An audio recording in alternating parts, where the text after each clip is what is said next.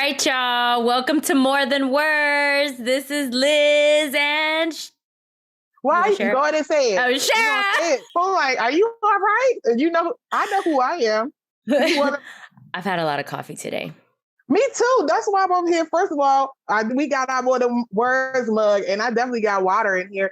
First of all, let me just go on record that it's definitely water in here, and it's a brand in which I looked up, and I'm going to tell them that they need to dream catch us. First and foremost, Essentia, if y'all out there, I read your website, okay?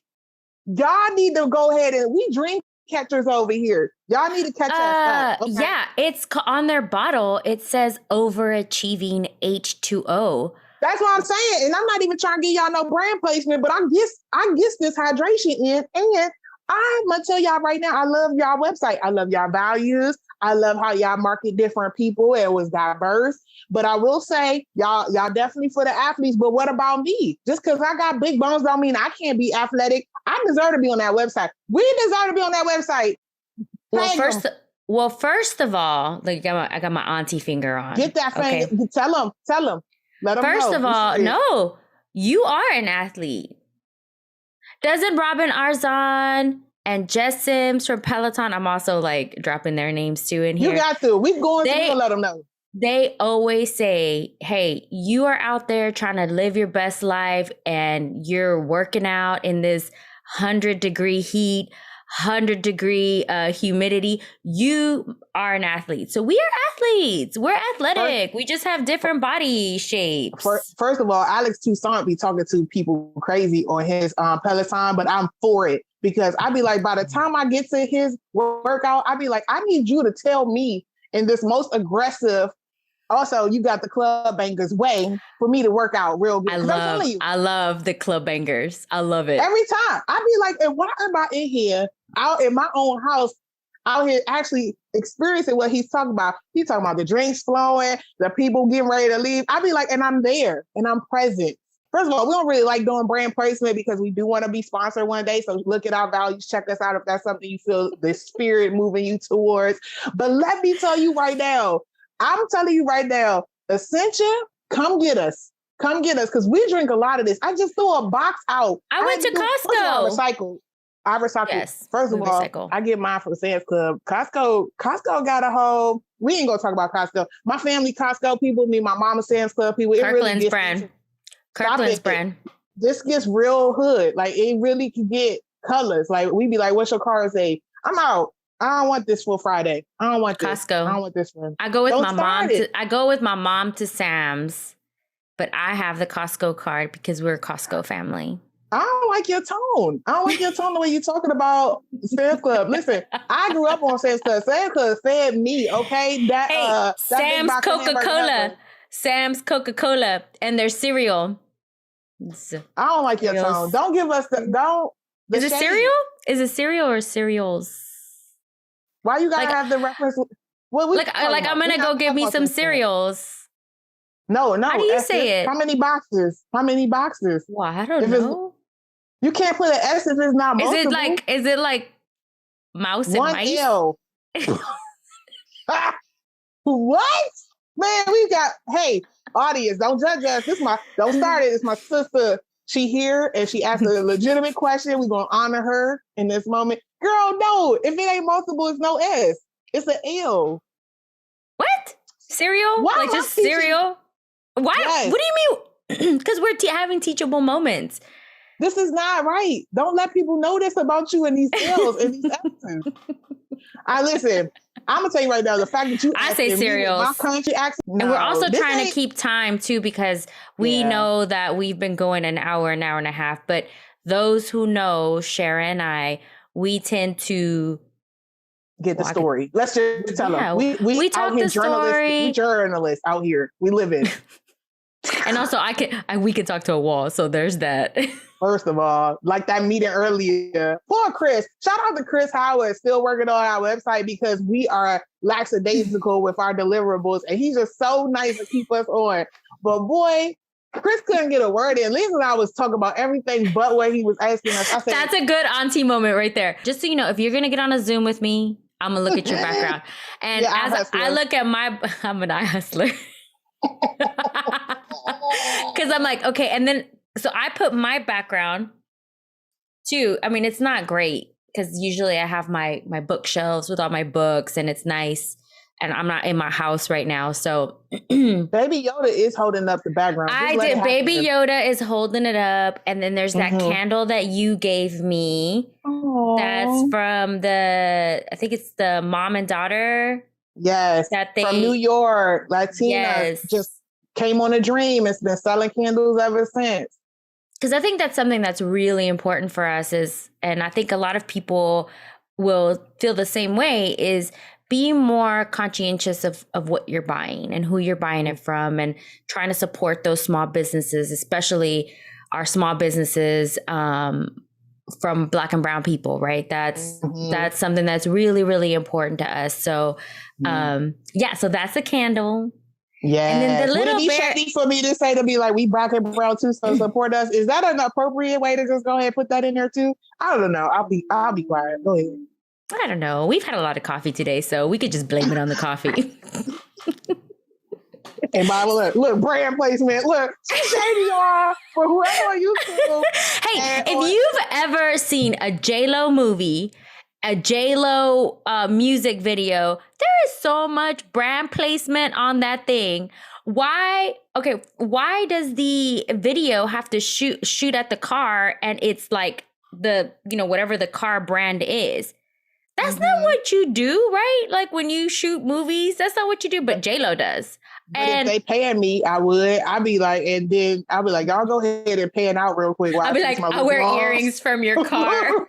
Right. I'd be walking so slow, like, get me while I'm moving, because they already paid for this. Give me one of my ankles. By the way, look at you. And the nails. You better represent luxury brand. Y'all missing out if y'all ain't watching this video. I just want y'all to know something is happening. Don't listen to us. You better watch us, because something is happening over here. P.S. I look like Betty Rubble with this hairdo. I don't know what's going on. If you don't get me out of here, this is ridiculous. Okay. P.S. I'm in the corner in my guest room because some work is being done. Liz was like, you should share that with the people. I said, I feel like I'm sitting here taking a mugshot picture. It's like a white background. Like, what is going on? What's the blue? What's the blue on the side? It's a dressing. Mind your business. Oh. Mind your business. I can't look at your background. You're always having it blurred, and I can't be eye hustling behind you. That's why I blur it for people like you. First of all, I'm a shout out to Chris, because he has a great background.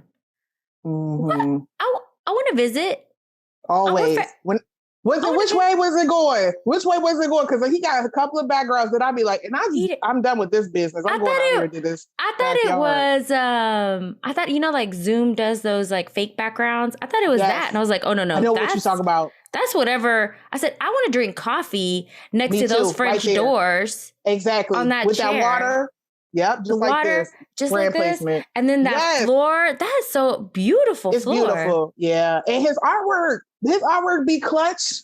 First of all, y'all know we're going to have to tell y'all that story about this logo, because Chris was going to be was going to draw us and have our logo, but we found Kenya, but we got all the good stuff. But I'm going to tell you, that background is legit. Chris, give us an invite, like, for real. What's up? Like, can we celebrate at your house? I know we asking for a lot. We're going to be like, just get me off of here. Yeah, that's right. Well, we're family, so there's that. He doesn't know it yet. There y'all go. I'm always making people my family. I'm always making Liz people picked up Chris on the first. She was like, you know what? You feel like my brother. I said, wait a minute. I thought I was just your sister. How you meet him? And all of a sudden, y'all brother and sister. I added all these people. Every 2 minutes, I got a brother. I'm like, first of all, I'm already protective about these descriptions. You're just using them so loosely now. I thought it meant something. My best friend does the same thing. She gets so mad at me because she's like, well, who's your brother now? Who's your sister now? Oh, well, I'm mad. Please. I'm mad. Yes. Put me in the corner with her so we can talk about you. And then Stuart's like always, so is this a cousin or is it a cousin? Meaning, like, are they blood cousins? Like they're for real cousins. Right. Or is this a cousin you're calling a cousin, but it's not a cousin? You got to spell it different. That's how you do it. You got to put the U for the cousins. That's not the family. The cousins. Yes. And with a Z. Cousins. Yes, right. With the Z. Yes. INS. Yep. No, it's not an S, sis. It's a Z. Cousins. Sis. I'm done with you today. I said C-U-Z. Hold on. C-U-Z-I-N-S. Two Z's? We don't spell it the same. It's no S. It's C-U-Z-N. Done.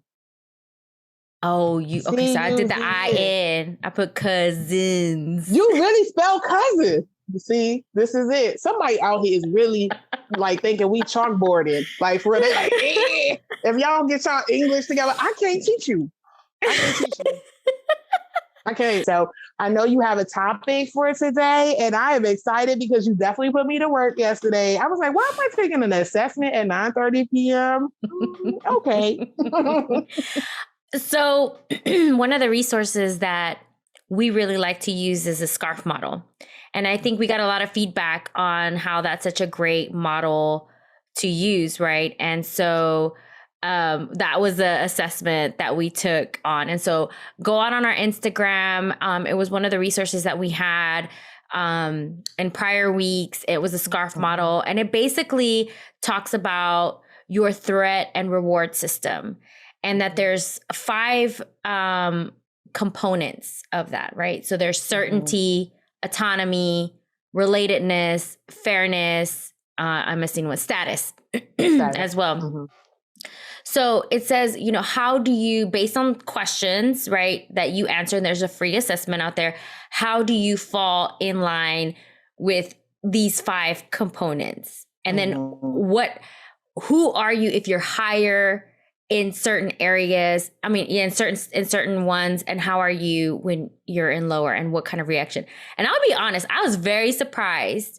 And I wasn't on 4 out of the 5 of them, but on certainty, I rated a 2.7 out of, what's the scale? The scale is like 7.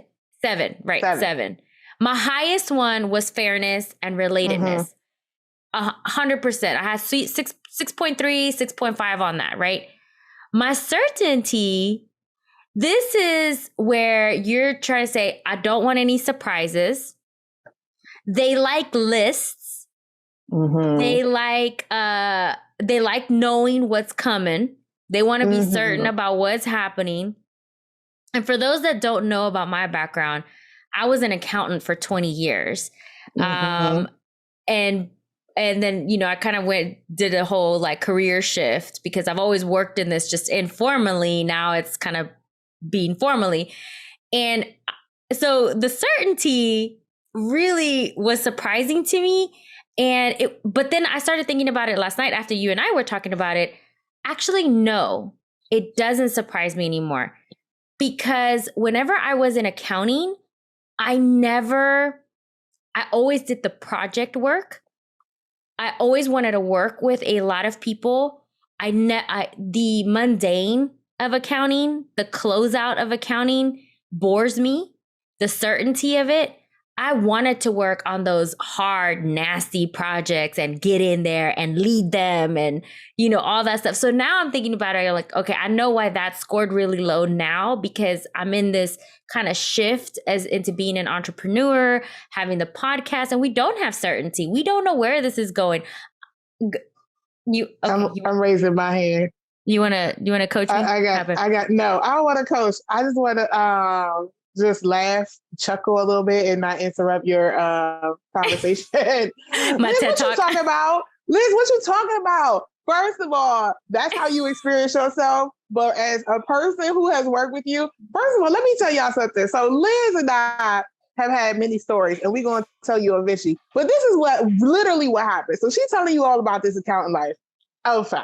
Great. Listen. I read up on Liz. I was like, okay, I need to do something that this company asked me to do. It's never been done before. High risk, high reward if we get it right. Going to take a lot of people to get involved, get a lot of buy-in, a lot of influence. It's going to need planning, execution, and repeat and rinse, and it needs to go fast. Literally, I walked out of the meeting with the person who gave me the support, and I was like, I know who. They were like, we got this.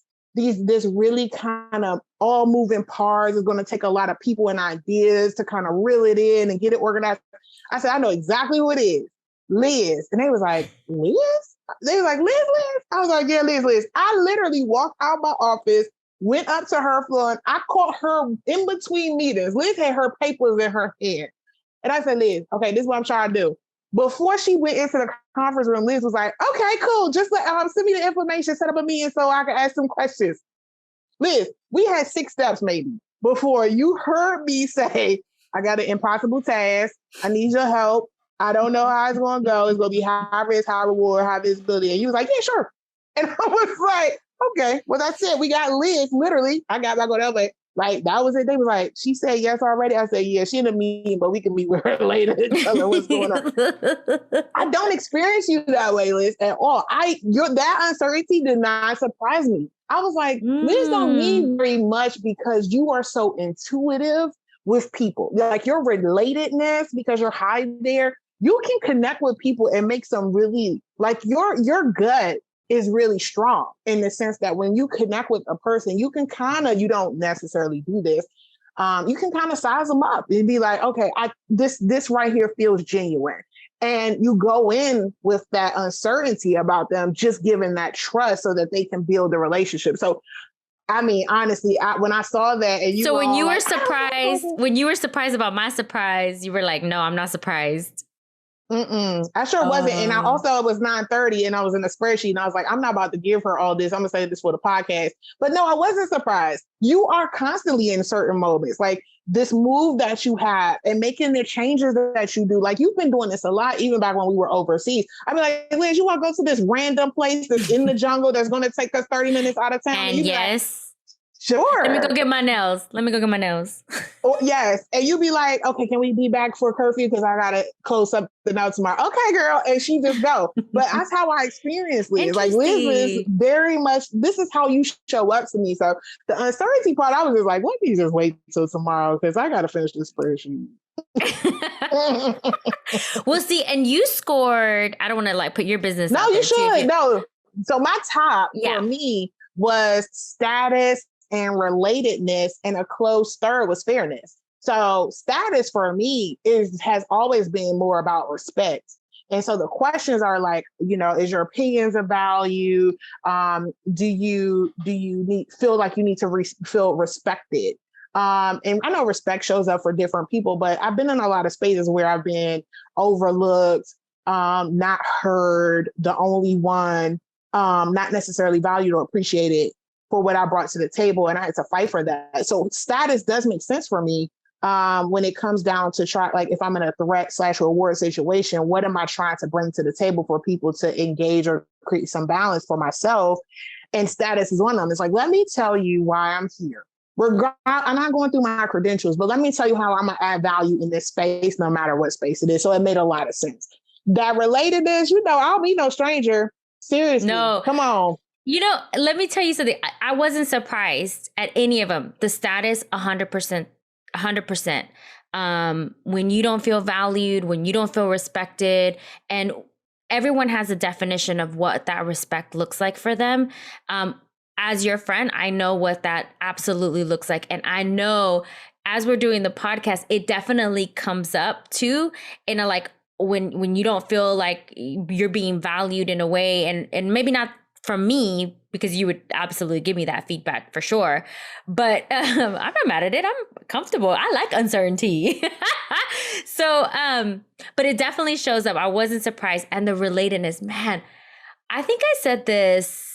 Whose episode was it? Oh my gosh. Look how many episodes we got. I was about to say, go on, tell them. So in one of these episodes, we were talking about how you don't meet a stranger. And like every time, because you and I have traveled a lot recently for our consulting work that we do.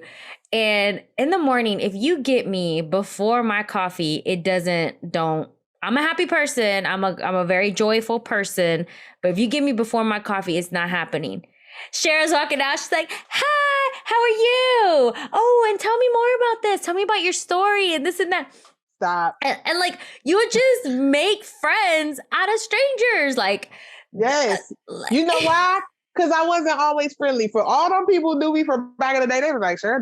They just, she'd be like, hey, that's it. Because I was observant. Okay. I've grown into this person where I'm like, okay, I'm not in a situation where I feel threat, right? Like when you growing up in a certain neighborhood, you can't be too friendly. Why? Because you are easy to get picked off. And so I was like, nah, I don't get to be that. But as I've gotten to places that are more safe, I've been like, okay, so this is what I've been waiting for. Okay. Like I'm out here in the street. But no, I love talking to everybody. Like I really do, because I honestly thrive. I'm an extrovert.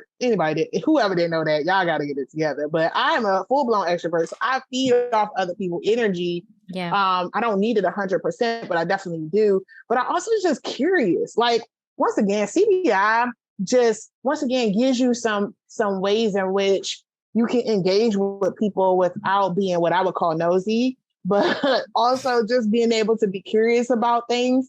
And so I really use a lot of that to kind of talk to people. And I mean, I also feel like, even more so now we've done remote work, like I really value every engagement with another person because they're infrequent. Now that, we're remote and mobile and we're so transient, it's just so crazy. But I will say my certainty was my office. So I don't need to feel certain about it. Like I just need to know that we going this direction and then I'm gonna figure all the rest out. Yeah. So that's the one that surprised me with you because you're definitely a risk taker. Mm-hmm. Yeah.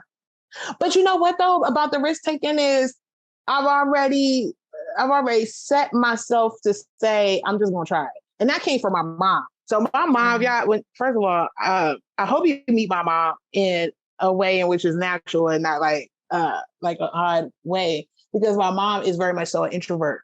But when she's in her element, like she on her shine, like my mama is, you can tell where I get it from, like where it's come from. Because she'd be like, okay, let me show you that she ain't where she got this from. Right? I love your mom. I remember when I met her, I was like, now I know where this came from with Shara. Yes, but she don't show up like that all the time. She's very introverted.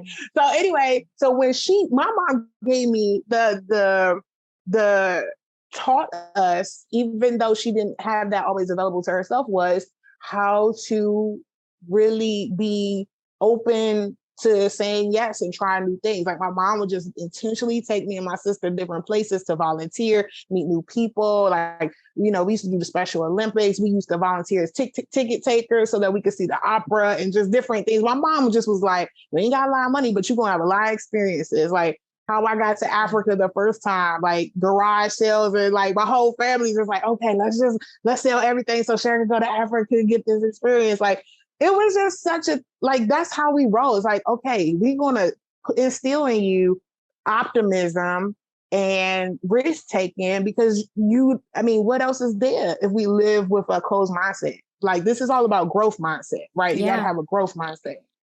And I think one of our future episodes that we're going to talk about is fear. Because a lot of the things that we do or do not do is because we have fear of things. And they are real. Like those are your feelings. You cannot deny your feelings. I was talking to someone recently about how they were trying to not experience certain negative feelings. And I was like, why are we labeling feelings bad or good? Mm-hmm. Let's just feel them how they are. Let's just acknowledge them and then figure out, what do you want to do with these feelings? How do you want to go? And I think going back to your point, Shara, about, kind of having those experiences and being adventurous. And that is great that your mom instilled that in you, because many of us, especially today, we have a lot of fears. I mean, I will be very, very honest with you.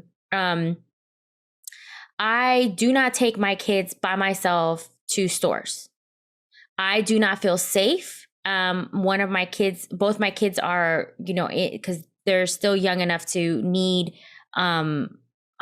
booster seats and kids chairs and everything.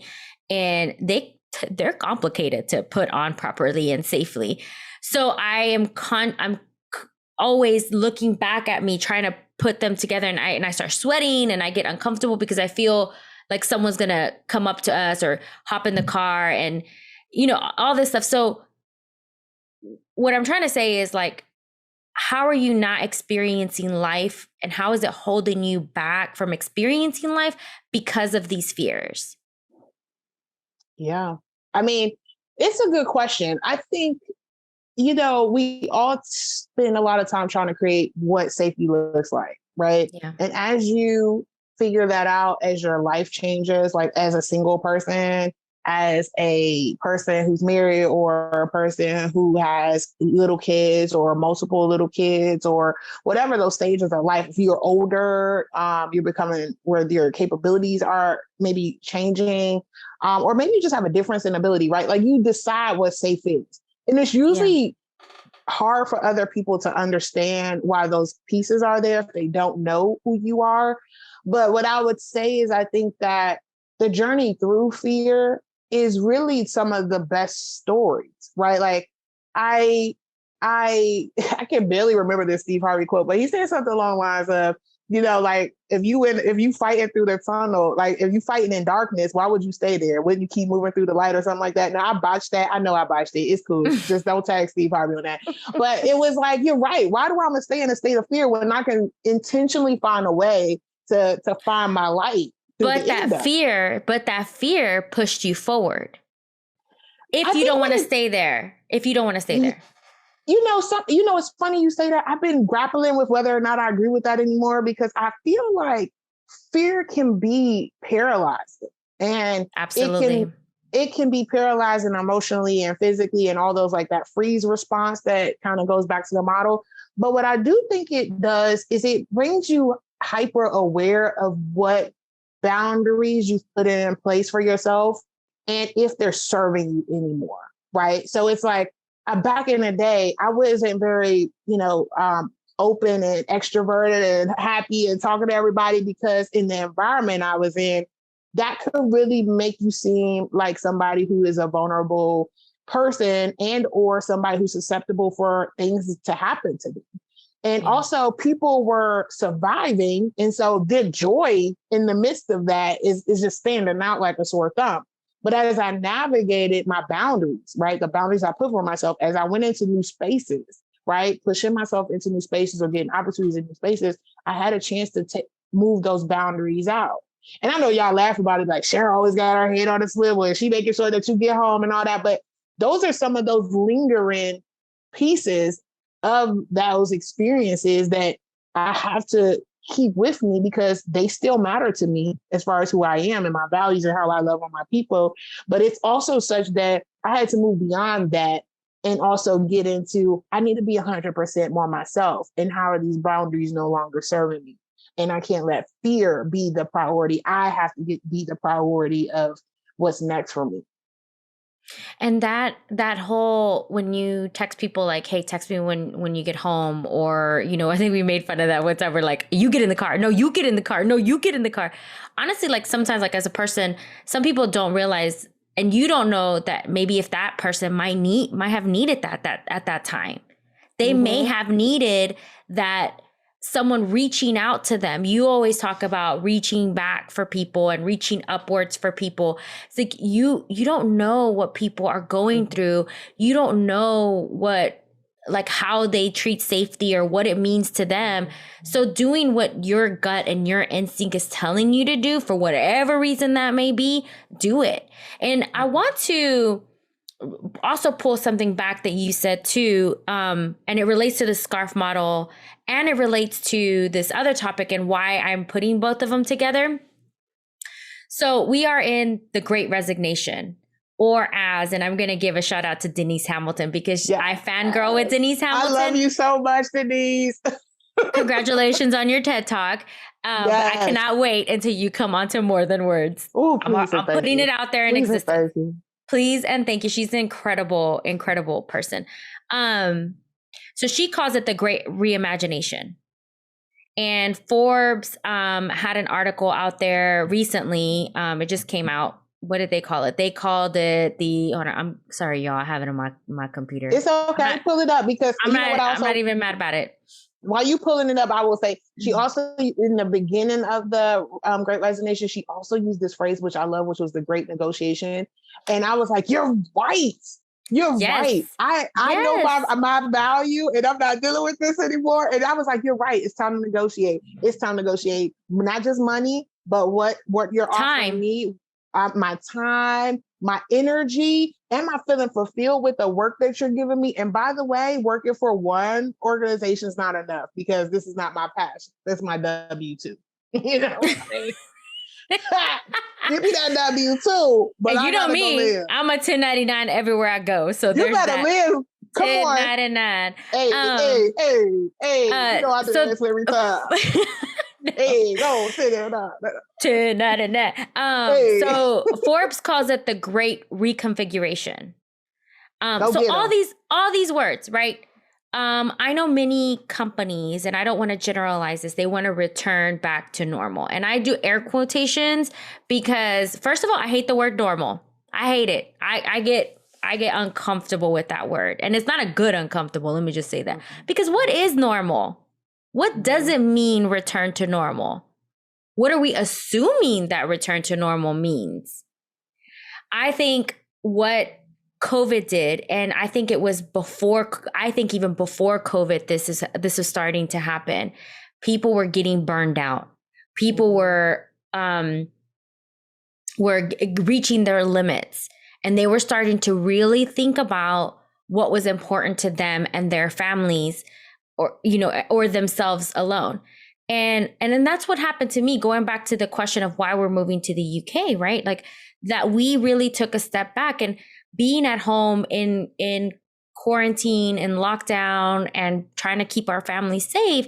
One of the things that really came up for me was I had that time to pause and to reflect and to really think about, am I living life to thrive? Or am I just surviving every day? I'm with you, Liz. I think sadly, I realized this was a collective experience prior to the great pause of 2020. But what I recognized, it was kind of a sad moment because I thought it was just the path that which I've chosen and those around me had chosen, right? To go in spaces where they're the only and navigate the heck out of them to become highly impactful and successful in whatever those definitions mean. But then when we took the pause, so many others had talked about the sacrifice that they had been making, not even knowing the parts that they had been giving up about themselves or their relationships with others or those types of that. Like their identity has been so woven in occupation that it was just so hard to be like, who am I at the end of it? Now, there was some empowered group. Now, let me tell you about them generational differences. Let me tell you about them Gen Zs who was like, and thank you for this pause. And so let me start this business up in this YouTube channel and this IG page. Because I'm going to tell you, I've never seen a pivot so fast. When I think about like DJ D-Nice, shout out to DJ D-Nice. I would love to get him on the podcast. I know he's probably too busy making a coin. But I would say like people like him who maybe not in that generation, but the people with the mindset of entrepreneurship and who had their selves and their values in the forefront versus occupation and status and drive and those types of things in the sense of like attached to a company. I mean, attached to something that you don't control. Those individuals picked up their skills, their capabilities, their passions, their love, and was like, and we about to show up and show out and figure this thing out. And I myself was like, if it wasn't for those people, I don't know if I would have been able to survive and come out on the other side of thrive in that way, because those are the people who I was looking to almost be the anchor beyond like my faith and my bubble, my circle, my friends. These people are like, you know what? Sis, you valuable. You need to start working on up in your coaching business. And DJ D-Nice is out there DJing for the whole world while I'm sitting here sweating and dancing in my house. Like, hey. But those were the visionaries. Those people had that before and they were already prepared for it. So they was just pulling us along, at least me along. The thing what happens, Shara, is especially as a Latina, especially as a Black woman, we get caught up in this life, in this corporate life, and it gets hard. The thought about leaving a W-2 job, right? And leaving I'm going to put this in quotation marks as well too, because you never know, but leaving a seemingly stable job, right, that has provided for you and has insurance and all this 401ks and everything like that, right? It kind of programs you to think that this is what success looks like. But in reality, you have the power to define what success means like to you. And I'm not saying that working in corporate America is a terrible thing, because it's everybody's journey. What I'm really saying, and this is what happened to me, and I don't know if it maybe if this happened to other people too, is if you don't feel fulfilled, if you feel like there is a bigger impact than what you're pulling out right now, let's take a step back and really think about, like, are you where you really should be at? And it could be very well be that you stay in corporate America in a W-2 job. That's fine. And you find fulfillment in other ways, or that is fulfilling for you, depending on what your components are in that diversity wheel. For me, it wasn't. I felt like there was a bigger impact. And let me say, when you find your empowerment and when you find your joy in life, we always talk about these glass ceilings, and some people have concrete ceilings. I will put that out there. One of my friends coined that for me, that phrase a while ago. But for me, it was a glass ceiling, and I felt like I just reached the top of it.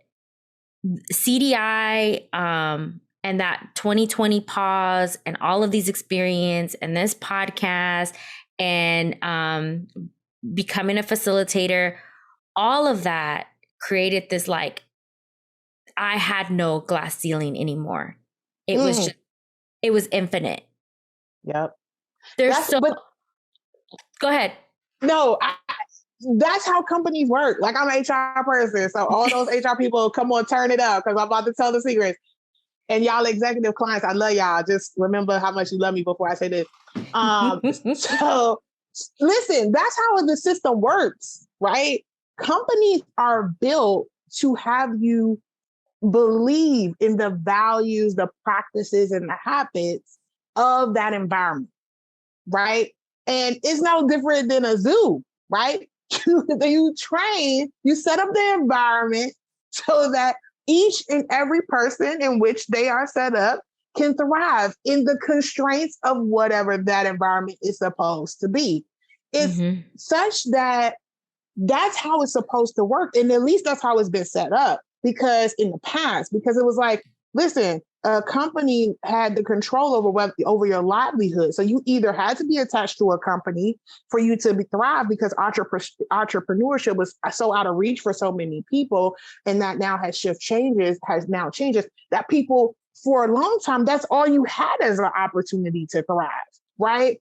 But when you start to have opportunities, not just in your mindset shift from being that fixed mindset that, this company has to create my everything for me to be 100% myself and everything. They need to grow with me. And you realize that you are a person, and that is one environment or exhibit at the zoo. And you can pick another one, and you can then step out of that environment and do whatever it is that you want, right? To build a cotton candy shop outside of it. Or you can go ahead and, by the way, you can set up the valet and run that whole business. And so you're still attached to that environment of safety. But at the end of the day, it's like, companies are doing exactly what companies do. They profit. And you are a commodity in which allows people to profit. And so to me, the system was working.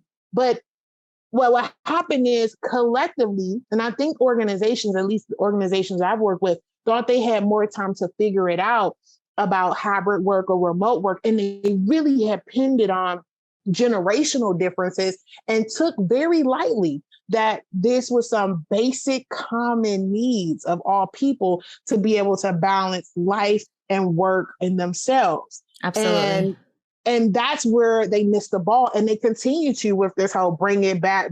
Look, it's got to be back in the office. I said, you missed it. Whoever is promoting that and firing people for not coming back in office, you missing the boat. Like, you just say you Blockbuster. Just let Netflix come and come on and take your coins, because you dinosaur. Just stay there. Keep your box popcorn and your DVD, CD cassettes, because Netflix is coming. Because going back to like the scarf model, right? People's autonomy. I feel like if a lot of people go and take, I would have been curious to see what my score would have been beforehand and what it is now. Because I think especially my autonomy would definitely shift, because, and the younger generation, y'all know I love me some young generations here, because they are going to shift things. It is coming. It is here. It's here. People want flexibility. They are starting to think very deeply about where and when and how they work. And these are permanent changes. This isn't back to normal. These are fundamental changes. So how are you and your organization pivoting for that? Pivoting for this new generation?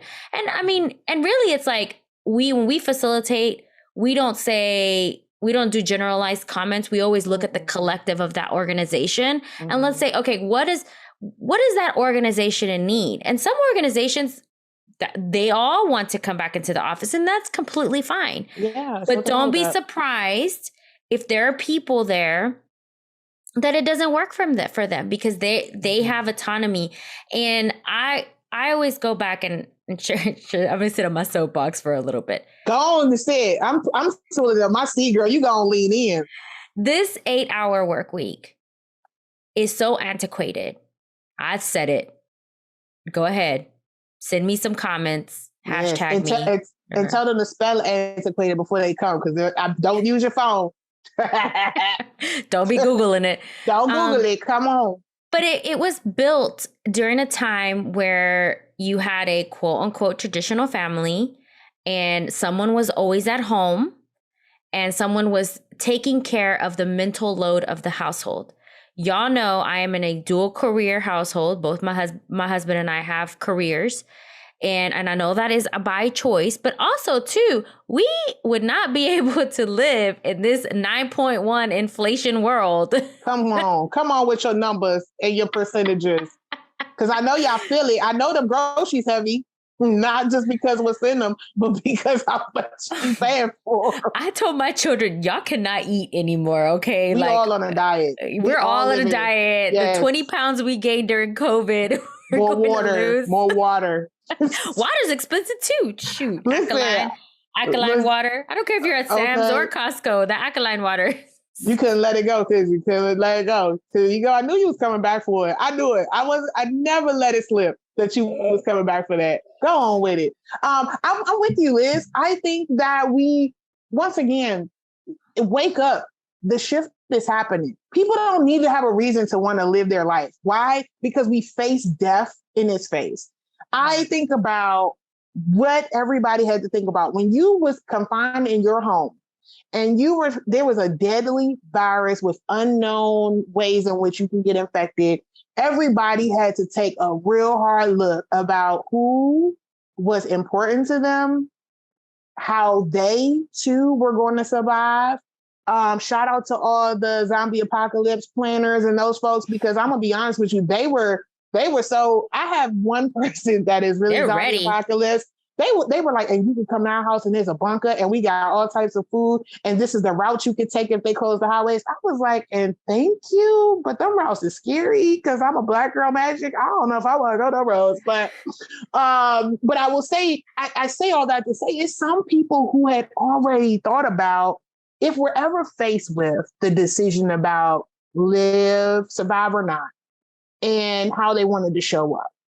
And that's what people are now saying at a bigger, higher level, to say, we may not be facing death directly as we are. And I'm not saying we are a pandemic, but we may not be that close to it because we have more information. But we are definitely at the place where we're not going to miss another living moment in the way living should feel like for us. And so if you think that people are going to sacrifice, like back when they made these 8-hour work weeks, when we had factories, right? You really don't get it because once again, people are looking to live and enjoy their life pre-retirement. And they want to experience it differently. And it's not generational as much as it is about we look to death and we watch people die and we love. And we sit there and we had to decide how we were going to move forward if and when things were able to reopen. And there's no coming back from that. Adjust. Well, no, I don't think, no, you're never going to return back to normal. And I do feel like, because I know that we have some listeners who do want to come back to the office. They are pushing their employees to come back to the office. I know you're probably getting a very strong reaction, and you're probably, let's talk about that. Let's really chit chat about where this is coming from. And I bet, and I don't want to assume, because when you assume, you make an ass out of me and you. You like that? Or you and me? Whatever. Just anyways. Stop. Go on with it. I'm with you. We here. Keep going. So I look at my best friend. She had a baby recently. And this time she's also a badass at work. She is. Mm-hmm. Man, she makes those models. She's a forecaster. Yes. Woo! I saw her computer the other day and I was like, what in the world is this? But she has a 10-month-old son, right? She's like Beyonce. I had a baby and I got back to business. Okay. You better snatch back too. Come on. That's right. And snatch back. And so how beautiful is it that she gets to do both? So when we coach, we like to take out the but and the or, and we like to add in the and. First, we ask, how true is this? Second, we say, can both be true? Absolutely. And so that's like, again, that's the power of coaching. And that's the power of this shift that's happening too. It's just, what do you want out of it? What do you want to do out of it? How do you want, and why are you having a strong reaction to our conversation today? One about like the scarf and all that. I highly recommend that people go and do this assessment. We love assessments. Mm-hmm. I love them. We do. And then I also want to think about your reaction to, one, define what normal is to you. Mm-hmm. And then two, define what you want out of this. So I agree. I think those are questions to definitely ponder. I will also include that equity is at the base of what we are talking about, right? The core of why this work is important to us is about looking at the individuals and understand how can you meet them. I love your D&I skills. Let me just say that. You better watch me work, girl, because you know I'm here for it. All right. Let's step back. Let me go get my popcorn and my coffee. Girl, get it. Pull up. Look, placement, product placement. So what I would say is, when you think about equity, people always over-index on saying, oh, but we can't meet everybody's needs. Well, okay, you may not be able to. But what are those, not just reasonable accommodations anymore, right? What are those things in which your environment needs to be the most successful to yield and attract the people that you want to lead your business? And if you find yourself constantly overly trying to pull people back to your way of it, then you are not understanding the individual and collective differences in your environment. I had this conversation with an executive. This individual was basically saying, we put this out here, we gave them these 3 or 4 options of flexible work and they still want more.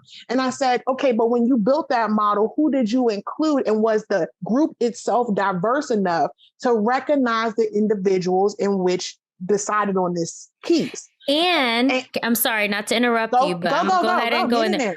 And were you putting your privilege aside? Were you thinking about the world in the eyes of others, or were you thinking about the world in the eyes of yourself, in the position that you're sitting at?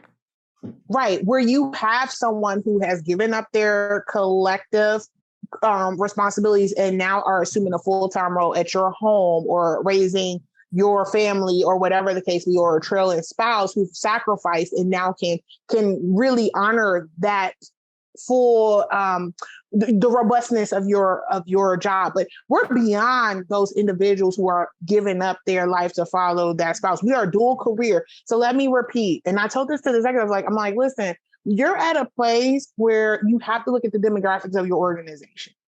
You cannot over-index on where people are and how important family planning is, how much caregiving or caring for others are in the shift in life of your population. You also have to understand how many people have moved to your location from where they live, and they are transient to kind of maintain their family connections and may have lost that during the pandemic. And he was like, oh, I didn't realize, I didn't think about that. I said, yes, you in the past, it didn't matter. We relocated, we pretty much owned you, right? We didn't care if you had to go see your family except for the holidays that we observed. But now people are not doing that. Why? Because at any point, and they've experienced this, they get shut down and lose those connections. But what I'll say to you is this: if you are not taking a pulse of your organization at a yearly, biannually basis, then you are missing it. It goes back to what Brandy said back in the LGBTQ plus education.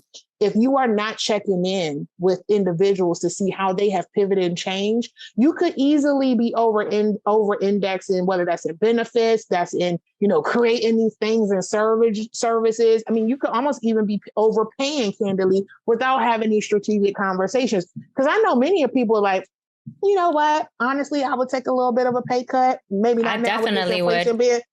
being so high, but I would definitely, not only would I take a pay cut, but I would even not do this leadership role so that somebody else could get the opportunity and I get to experience work differently without all of this extra heaviness. Yeah. So yeah, I mean, I'm with you. I think it's an and conversation, but once again, the lens in which the people who are in these decision-making roles have to be thinking more broadly. And if you're finding yourself being uncomfortable in this conversation, just walk over to Blockbuster. I'm sorry. Excuse me.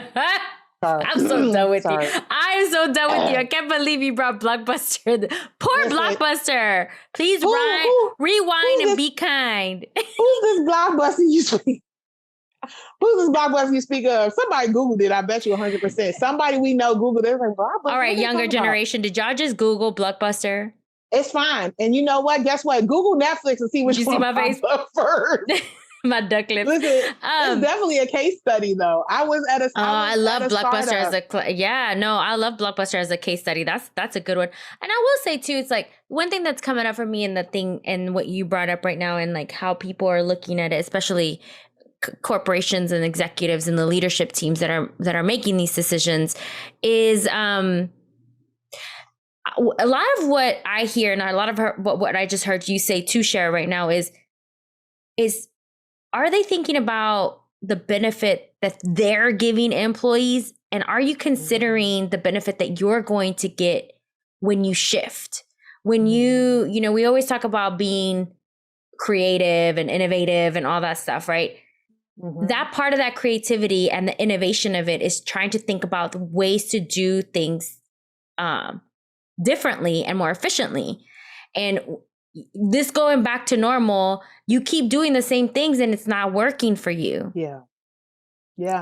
Isn't that the definition of insanity? Like you keep doing things the same thing, expecting different results. Yes. Yes. You can't, that's not okay. And then also to like maybe think about, I challenge people to think about the benefits that they would get. One is, we are a very diverse nation. Is your organization reflective of that diversity in our nation? Mm-hmm. And not just doing the work. And are you doing the work to understand what it means? Because it's not just my skin tone. It's not just my physical appearance, whether or not you can decide what my gender may be. But it's really about, do you understand who works for you? Because are they night owls? Are they morning people? Are they people who on Fridays, even though you give them the day off, they still spend that time thinking about how they're going to have an impact in your organization? Are they the people who, when someone is sick and you give them PTO, they donate their PTO to other people because they believe that it could be a better process for them, and others who are caring for people who are not covered in their plans? Yeah. Like, you have to stop and take a pause to say, these are people, because the system that we've set up for companies are not based on us being seen as people. We were cogs in the wheel. We were factory-based model to get the most production and impact. And also it was in a scarcity mindset, meaning that you knew that people needed a job. But when you talking to this folks, these people that walked out on the other side of 2020, people be like, well, listen, I'll figure it out. Why? Because they basically survived the zombie apocalypse. I mean, like, let's really think about it. Like, oh God, the quotes on this, Shara. I'm not putting that in a quote because it's gonna be my Blockbuster and zombie apocalypse. That's what it's my week. It's my week. I'm not putting any of it. Can we title it Blockbuster and Don't zombie apocalypse? I'm gonna title it that. No, buddy, please edit, buddy. Listen, but for real, Liz, I'm glad you brought this up. I'm not gonna lie. When you talked about the Great Resignation, I was like, dang, we done talked about this a lot, but we haven't talked about it a lot. But what I will say is that my optimism around the Great Resignation is this. I think for the first time in a long time, I think people have found themselves or at least seeking to find who they are. And that I am so excited about the innovation. Like, I see in some spaces, and I mean, people be like, hey, can I call you at 7? I need to go do something. And then I think I'm gonna be in a better space. And the stuff we get accomplished between that 7 and 9 that we can't get accomplished doing the 8 and 10, it's just so much more fulfilling. I've had people who literally we were at happy hour, and somebody was like, oh, I got an idea. And they were like, oh, as soon as I leave, I'm going to I just got to write it down. I was like, well, first of all, my HR was like, don't get online, sis, because you've been drinking. But at the same time, the idea she came up with, she worked on it throughout the weekend, brought it to the Monday meeting. We ain't even listened to about 15, 20 minutes of her pitch, and it was done. Like, what we talking about here? Like innovation in places where people are innovating naturally. Versus trying to put them in these glass think tanks between. I don't like the box. I don't like the boxes. Get me out of the boxes. I want my infinite runway. I want it all. Period. Yes, period. I was gonna say we could go and end the show there. It won't. But I think that's a good point. It's like what happened on the other side of 2020 was that people got enlightened about a lot of different things and they're growing through it, right? Now, don't get it wrong. There are still people who are fighting day to day to keep their jobs because there are layoffs happening. There are things happening. So yeah, we're talking from a place of privilege or flexibility that others may not have because they are literally running the things that we use every day or maintaining facilities or whatever it is. But they have a very important role that may not allow them the flexibility. But where possible, right? Give you prime example, the guy who was working at the fast food place who had been working there 27 years and they gave them some recycled like paraphernalia out of a closet, like a cup, a pen, a Starbucks gift card. And literally the world looked at that and said, you spent 27 years working for this, and they gave you literally something that they probably got out the back closet to pull together to give to you. And they ended up gifting collectively him $200,000. Now think about what that signal, right? It's signal to say, this person dedicated 27 years of their life, and the least you could do is honor them. If you don't change anything else about your environment, you can honor and appreciate and value that person significantly without it costing you a whole bunch of money. But really taking some time to say, you know what? You ain't took a day off in 27 years. Go take 2 weeks paid. Yeah. Yeah. But we at the point where people are like, oh, if we can't do everything, company can't be everything. You can't be, that's fine. Then you won't get all my ideas. But what I'm asking you to do is be just honor and respect what the needs are and tell me what it is you can do and what you can't and let me choose. Well, and you can choose to not do that as a company. It's perfectly fine. But don't get hurt when we leave or when your turnover is high. Don't get upset because people are like, or ask the question, why? Well, yeah, they're seeking. I celebrate people who are moving because it takes so much courage. This isn't easy. Like what my husband and I are doing, you're right, Shara. This is not easy. We're taking a big risk of it. And, at one point we're like, well, we may not have jobs. We're going to still do it anyways. And I know that's coming from a place of privilege, and we are very privileged that we can do this.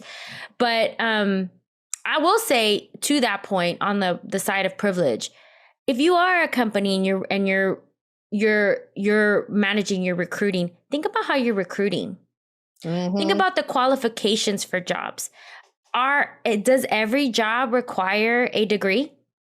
Come on. Because you know it don't. Because you're going to indoctrinate them when they come in.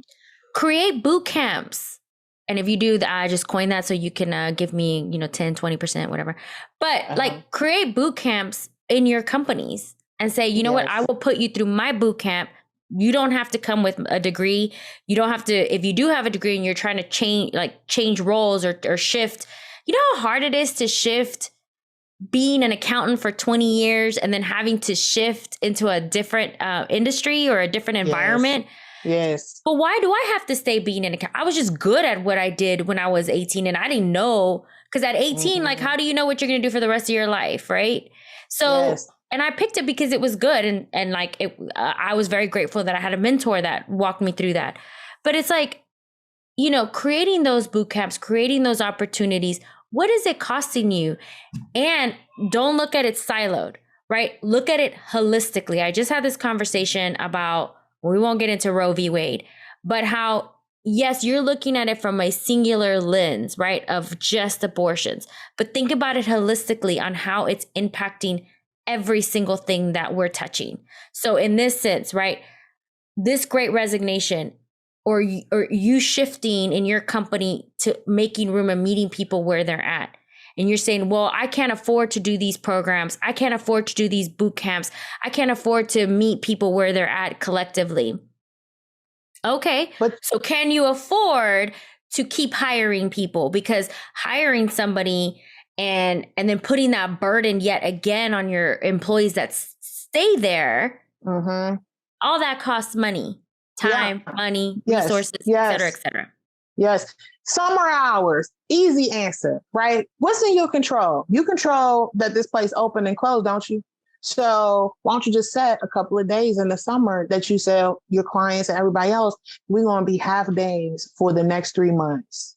Because that's what our employees need. They need to refresh. And you have to trust that they have the judgment to say, oh, I can't take a whole half day. I'm gonna just have to work the whole day, but I'll make it up somehow on the next Friday.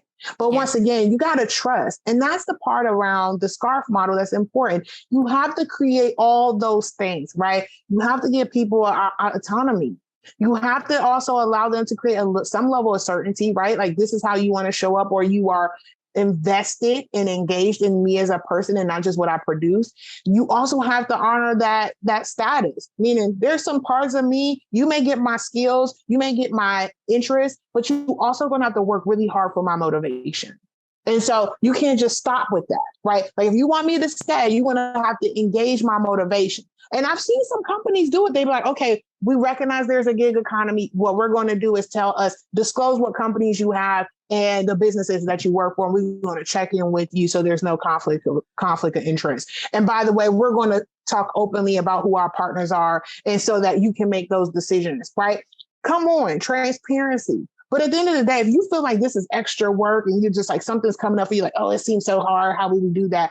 Then your mindset is a little still fixed. You need to consider a growth mindset, not about how you're going to do it. How are you collectively going to do it with your leaders and your employees to make this happen? Yep. And it's okay to have agreements and expectations and hold people accountable. We're not saying that. We're saying create some flexible structures that allow you to ask the question, for you to hear the answer, and for you to decide and pivot however you need to see. And that will allow you to get closer to what the ask is from the people who are innovating and delivering on what it is that you put forth. Because I've had to candidly tell this client who went on like a 10-minute monologue about how he led this company so successfully.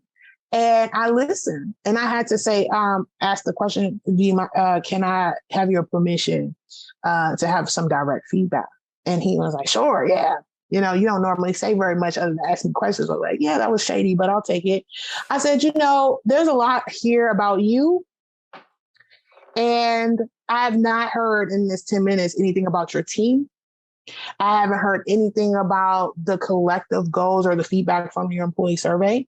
I haven't heard anything about what it is that your investors have been saying about your company and how you're going to address the social media feedback that you've been receiving from employees who have left it. And so he paused for a second. I was like, oh, and I said, no, don't need the answer. But I'm just saying, while you're spending time building your legacy and worrying about how it looks for you and what this looks like in your lens, I need you to turn to the other dimensions of your company and answer that same question with that same vigor around how passionate you feel about your level of success. What about these other places? The individuals the individuals, that's your employees, the teams that are within your organization, the people who you are so shiny to talk about how great and you mold them, where are they in their career? And these great investors that clearly you have a good relationship with that believe everything that you say, that's great. But what are they saying back to you that you're not hearing, but spending more time on, patting yourself on the back?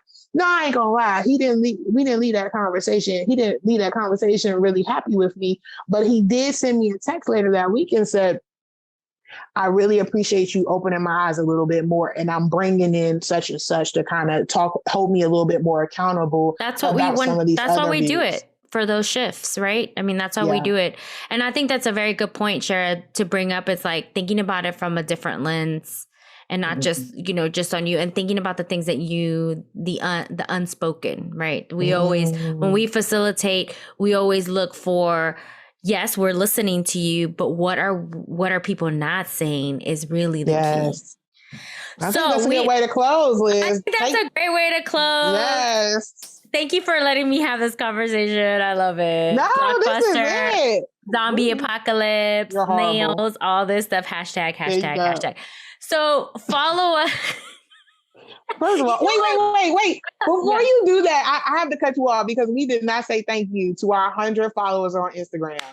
I want to give a shout out to every single person who is following us on Instagram.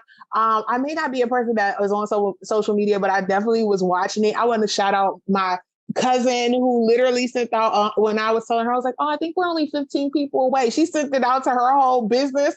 Like, my cousin, you better represent. I mean, it filled me up, but I know that this was a collective effort. And the fact that y'all love what we're doing and the positive feedback, even the people who've been giving us some like constructive criticism, thank you so much. Like, this is literally an idea that became our dream. And now we are just super happy to be here. And I can't wait for the next milestone because I'm one of those people, like, we can have big moments where it's like, oh, this is great, we got podcasts, but I love the little stuff. Like, we're going to have 200 soon. Like, I'm that person, like, oh, this is amazing.